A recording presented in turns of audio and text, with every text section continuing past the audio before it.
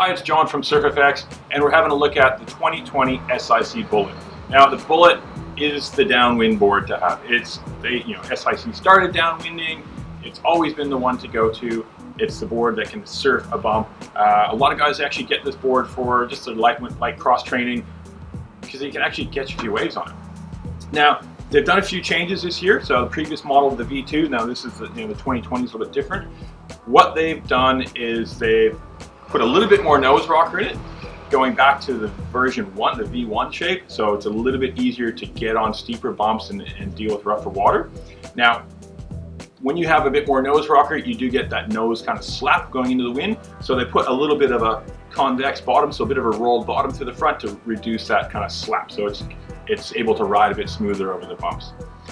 To speed things up, they put the flatter rocker line of their bayonet. Now the bayonet is their little bit more high performance, 24.5-inch wide kind of bit more elite downwinding board, but they put that rocker line on this board to get it a lot faster. So you're able to get on bumps a lot faster and maintain the speed so you stay on the bumps a lot faster. Win-win. Now, through the deck, they've added a little bit more volume through the nose. Again, that's to make sure it can shed the water. The nose stays up. You don't want to be purling this thing down into the bottom. So it's able to really take off on the bit steeper bumps and then shed water when you do come through. Through the deck area, in the standing area, you've got a little bit of a drop.